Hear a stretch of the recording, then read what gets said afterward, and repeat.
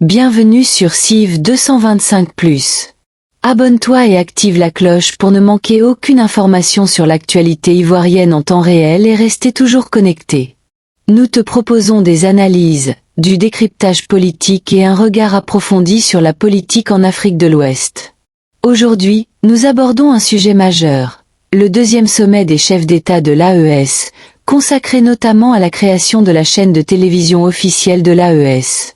De l'AES, le deuxième sommet du Collège des chefs d'État s'est tenu à Bamako cette semaine. Eh bien, 3 actes majeurs ont été posés, je vous l'ai dit, et au cours de parmi ces 3 actes majeurs, on retient premièrement l'inauguration du siège d'une télévision de l'AES. Vous voyez les images qui passent en ce moment même sur votre poste téléviseur, des photos sur l'inauguration du siège de la télévision que vous voyez là maintenant. Nous allons analyser tout à l'heure le discours du chef de l'État, mais on voit sur ces images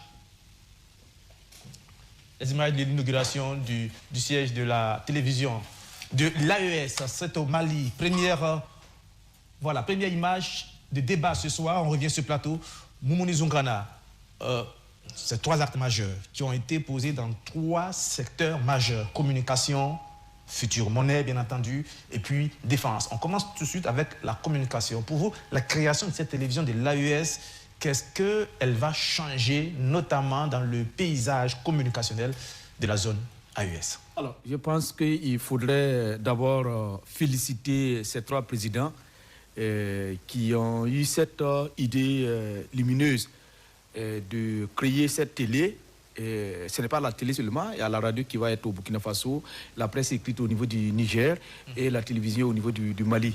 Et c'est la télé qui vient d'être inaugurée. Et ce qui sera très important pour nous, c'est le fait qu'à partir de cet instant-là, lorsque cette télé sera fonctionnelle, ça veut dire que désormais, il n'y aura plus un narratif, j'allais dire, unidirectionnel. Parce que si vous avez remarqué, depuis les indépendances, et nous avons eu des radios et des télés, j'allais dire, au niveau national, mais il n'y a pas une chaîne qui est sous-régionale et qui parle au nom, en tout cas une chaîne nationale, et j'allais dire d'utilité publique, bon, pas utilité publique, qui relève d'un pays qui couvre la sous-région. Et là, nous avons laissé l'espace aux autres qui ont, j'allais dire fomenter ou bien formater même, en tout cas nos auditeurs et nos téléspectateurs, de telle sorte que celui qui avait le pouvoir, c'est celui qui, en tout cas, possédait la télé. Et aujourd'hui, nous allons être en présence de 2 narratifs. Chacun va apporter, j'allais dire, sa contribution et sa manière de voir les choses. Et là où cette télé est utile, c'est le fait que c'est une télé qui va faire la promotion de nos cultures, une télé qui va faire la promotion de nos valeurs, mais une télé aussi qui va faire la promotion de notre vision du monde. Et pour qu'on ne laisse pas l'espace de la communication aux autres. Et dans le temps, lorsqu'une information est donnée, si ce n'est pas sur France 24 ou sur RFI, bon, c'est une information qui est douteuse, jusqu'à ce que nous comprenions un jour qu'on nous avait foulé dans la farine. Absolument. Donc, ce vide-là, cette télé n'émettant plus, forcément, il faut une autre télé qui puisse, en tout cas, les remplacer. Et là, c'est vraiment de bonnes guerres. Dans cette événement, vous devez être un homme très heureux ce soir, parce que ce projet-là, vous l'avez appelé de tous vos voeux. Il est en train de naître, il est encore en gestation. On vient d'inaugurer juste le siège de cette télévision. Votre sentiment et votre commentaire sur cette télévision de l'AES? Oui, merci. Je pense que, avant tout propos, permets-moi de féliciter, en tout cas, le peuple malien pour l'accueil réservé aux 3 chefs d'État. Et deuxièmement, féliciter le président de la République du Mali, son Excellence Assimi Goïta, pour, en tout cas, avoir jeté les bases de l'AES, pour avoir été le premier, en tout cas, chef d'État de l'AES, voilà, en exercice.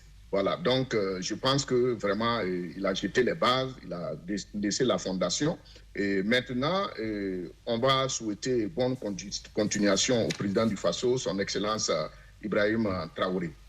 Alors, à propos de la mise en place de ces réseaux de communication de l'AES, effectivement, je suis très comblé parce que c'est une institution ou c'est un réseau qu'il nous faut pour pouvoir, en tout cas, montrer notre voie, pour pouvoir, en tout cas, déconstruire le narratif occidental vis-à-vis de l'Afrique. Et si ma mémoire est bonne, je pense que c'est la troisième fois qu'on voit l'Afrique s'aventurer dans une sorte de télévision panafricaine, parce qu'on a vu avec Africa numéro 1, on a vu avec Africable même au Mali, et au Burkina, c'est vrai que TVZ Africa International avec Moustapha Tchumbiano n'est pas allé très loin et ne vit pas encore. Voilà. Mais aujourd'hui, on a maintenant ce réseau de télé, de radio et de presse écrite de l'AES. Et c'est quelque chose de très important pour l'Afrique parce que vous savez, les Africains ont ce retard-là. Voilà. Mais ce n'est pas le problème du peuple ou ce n'est pas le problème, en tout cas, des Africains. C'est une question de vision et ça fait partie aussi des éléments sur lesquels, des leviers sur lesquels il faut appuyer pour mettre l'Afrique en état. Donc aujourd'hui, je pense que c'est une bonne chose et que, en tout cas, les chefs de l'État de l'AES aient lancé, en tout cas, ce réseau de communication. Maintenant, il faut appuyer pour dire qu'on attend le contenu et on sera là toujours pour leur faire des propositions. Et comme je le dis toujours, il n'y a pas de complexe. C'est vrai que je vois pour le moment, c'est des drapeaux, les gens présentent. Mais en termes de communication, on ne sera pas vraiment tendre avec l'AES. L'Afrique a trop d'atouts, l'Afrique a trop de savants, l'Afrique a trop de ressources. On doit voir une télé qui sort du complexe culturel et qui sort du complexe intellectuel. Et pour cela, il va falloir que les chefs de l'État aussi leur donnent des bibliothèques.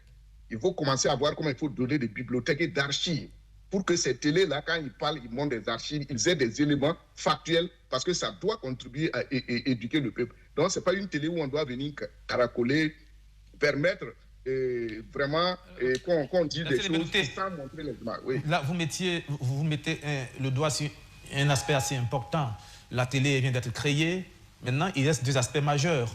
Est-ce que, en termes de quantité et de qualité, cette télé-là sera à la hauteur? Quand je dis qualité, est-ce qu'on va mettre des hommes, des talents pour faire le travail? Et quand je parle de quantité, est-ce qu'on va mettre suffisamment d'argent? Parce qu'une télé, ça coûte cher, très cher, très très cher. Il faut que ces pays-là acceptent de mettre beaucoup d'argent dans cette télévision. Sinon, si c'est pour nous montrer des images qui sont floues, comme si on voyait les nuages sur nos chaînes de télévision, il vaut mieux ne pas créer une télévision de l'AES. Ça sera très compliqué. Je suis d'accord avec toi, en commençant même par l'habillement, en commençant même par les images même des journalistes. Parce qu'il ne faut pas qu'on présente des gens, vraiment, c'est comme s'ils ont faim ou bien c'est comme s'ils galèrent. Non, il faut vraiment mettre les moyens, je suis d'accord avec toi. Et dans ces moyens-là, il faut recruter. Moi, je ne suis pas pour dire qu'il faut que les gens viennent déposer des demandes. Il faut voir en Afrique et dans nos pays quels sont des journalistes talentueux qu'on peut coopter pour dire, bon, Monsieur X, vous méritez de travailler à la télévision, à la radio ou à la presse écrite de l'AES. Voilà comment d'abord il faut commencer à constituer la ressource humaine. On ne prend pas des gens parce qu'ils ont déposé une demande. Il faut prendre des gens convaincus, des gens instruits, des journalistes instruits, érudits, qui sont capables de mener un débat vraiment journalistique digne de ce nom. Et aussi, en termes d'archives et de documentation, moi je propose du coup que le FESPACO, comme on a déjà le FESPACO soit en partenariat directement avec ces télévisions ou au cas où ils auront besoin des archives et de certains trucs. Et l'expérience des télévisions nationales aussi doit venir aider cette télé en termes d'archives. Parce que vous voyez, en Afrique, on a un problème. C'est rare de voir, par exemple, la RTB qui va citer BF1 ou BF1 qui va aller prendre des images de RTB pour venir. Il n'y a pas cette collaboration entre les médias en Afrique. On est prêt à aller prendre des informations dans d'autres chaînes internationales, mais à l'intérieur du pays, BF1 ou Burkina Info peut traiter une information qui est importante. La RTB peut aller là-bas, prendre, c'est ça. On construit un réseau national de communication très fort. Donc, il faut que les télévisions nationales appuient la télévision de l'AES. Et du même coup, il va falloir que aussi, comme tu l'as dit, ces questions de moyens-là, ce n'est pas de venir dire qu'on va mettre les moyens, il faut attendre. Non, ça doit aller vite. Et deuxième chose, il y a la disponibilité de l'information. On a vu avec les médias français, ils marchent avec les réseaux de renseignement français et avec le ministère des Affaires étrangères ou souvent même le ministère de la Défense. Il faut que ces réseaux de communication-là, notre ministère de la Défense, nos ministères des Affaires étrangères, les services de renseignement soient en contact avec ces journalistes pour donner la primaire de l'information, traiter bien l'information. Et il ne faut pas aussi que quand les journalistes vont aller pour chercher l'information, il n'y ait pas d'information. Donc, il faut que vraiment ils mettent les moyens, comme tu l'as dit, pour que ça réussisse. Dans nos pays, Dassi a dit qu'il faut que les États investissent dans cette télévision de l'AES. Est-ce que pour des États qui n'ont pas la culture d'investir massivement dans la communication, les pays pris individuellement n'investissent pas grand-chose dans la communication des médias, notamment des médias d'État. Ça se saurait, on le voit. Est-ce que du coup, du jour au lendemain, ces pays-là vont avoir cette culture-là d'investir de l'argent et beaucoup d'argent dans cette télévision? Parce que si on veut que cette télévision soit efficace, il faut beaucoup de moyens. Quand on voit comment Al Jazeera a changé le paysage communicationnel de cette partie du monde, on est vraiment impressionné avec des journalistes de talent, mais avec du matériel, des équipements de pointe pour faire circuler l'information à temps réel. Est-ce que vous croyez que cette télévision de l'AES pourra tenir toutes ses promesses? Je pense que l'atout important, c'est que le nouveau président, le camarade capitaine Ibrahim Traoré, est très conscient de l'importance de la communication dans le développement d'un pays. Et il a, à maintes reprises, lorsque nous l'avons rencontré avec les jeunes il n'y a pas longtemps, ce que lui me l'a demandé, c'est qu'il faut que les gens communiquent. Et au Mali, ça a été encore... a été répété. Et quand on regarde ce qui s'est fait au Burkina Faso, n'oubliez pas que c'est sous son leadership que le ministère en charge de la communication, on a eu un ministre d'État pour la première fois dans l'histoire du Burkina Faso. Donc ça montre que, en tout cas, lui, il a compris, et en ce moment c'est lui qui est sur la présidence de l'AES, il a compris l'importance de la communication, en tout cas dans cette lutte et dans le développement d'un pays. Et par conséquent, je ne doute pas que, en tout cas, on va créer une télé, juste, on a vu des télés, c'est la musique, bon, et il n'y a pratiquement rien d'instructif. Je ne pense pas que ce soit ce type de télé-là.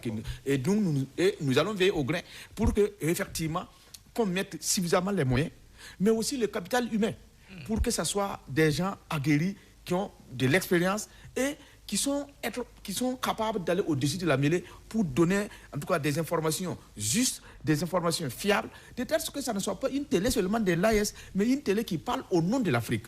Parce que si vous regardez, quand vous partez, vous parcourez l'Afrique, surtout l'Afrique francophone, vous allez voir que même dans les hôtels, quand vous arrivez, c'est les télés, en tout cas, d'aller dire occidentales qu'il faut suivre. Donc, il n'y a pas une chaîne africaine qui est arrivée à couvrir l'Afrique en entièreté, avoir les informations en temps réel. Bon, c'est vraiment c'est un vœu que nous sommes en train de... Voilà, c'est un vœu. Mais pour le moment, avec cette chaîne, il y a beaucoup de choses à faire, hein, parce que là, on voit les photos qui défilent, il faut des plateaux de très grande qualité, il faut du matériel de pointe, il faut des images claires, très claires, et il faut de la qualité des émissions, tout va ensemble. Parce que si on va bricoler avec des images assez floues, c'est pas la peine de faire cette télé. Cette télé est née au moment où, en tout cas, les technologies de l'innovation sont en train d'être développées.